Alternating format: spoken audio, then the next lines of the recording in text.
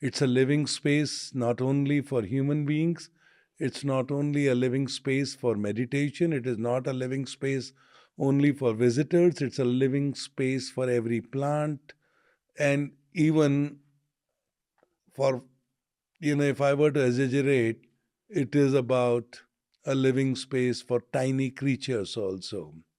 So I think what you have is a beautiful experiment, and there is a feeling that at Kanha you continuously experiment.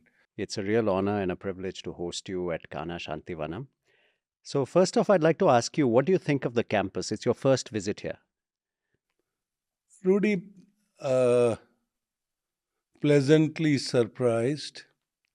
When I came here, I came very much prepared for only one dimension, which was the meditation, which was the heartfulness.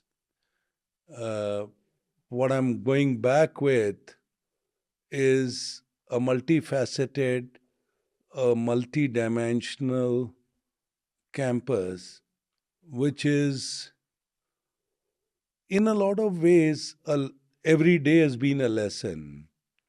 For example, the way a barren land has been rejuvenated, but it's not only about water management, it is just not about just making the area green. You know, in agriculture also, when you start looking at preservation, when you start looking at endangered spices and opening a lab on tissue culture so that you could protect the endangered spices, it just shows the level of detailing that has gone into creating the kahana as a living space. It's a living space not only for human beings, it's not only a living space for meditation, it is not a living space only for visitors, it's a living space for every plant, and even for, if I were to exaggerate, it is about a living space for tiny creatures also. So I think what you have is a beautiful experiment, and there is a feeling that at Kanha you continuously experiment. And I have a lot to share in terms of what I've observed in people, what I observed in some of the best practices. And I'm so, so glad that a day after my retirement for my reboot, I came to Kanha. Wow. Wow. That's so beautifully put. And you also mentioned that you had heard about it being a heartfulness meditation center and you expected that. So, did you get a chance to have a meditation session here? I mean, I'm one of those lucky ones that this is my third day. Not only I've had meditation session from the trainer, but I think I had the meditation session, two sessions with the best trainer in the world, which is Daji himself.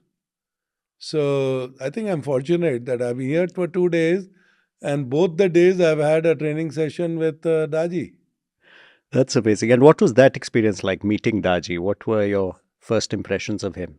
Again, that's why I said it's an approach to leadership. Every leader has his own style. I mean, you cannot deny that Daji is the leader of the movement. Daji is the leader of all of us who are, 4 million plus members out here. But I think his leadership style is very passive. It's in a way, a delegation. It's anyway an empowerment. So I'll give you an example. I walk into the canteen this morning. I meet this young man who has been on the job for 10 months only, a gentleman by the name of Sitapati. He's come from Oberoi. He has also worked in US. And here he is, you know, preparing meals which, if you buy it at 30 rupees a meal. I mean, there are, other, probably a little more expensive food items also, but his mass consumption is 30 rupees a thali. And that also, a majority of it is given free. Now, think about an innovation or a motivation.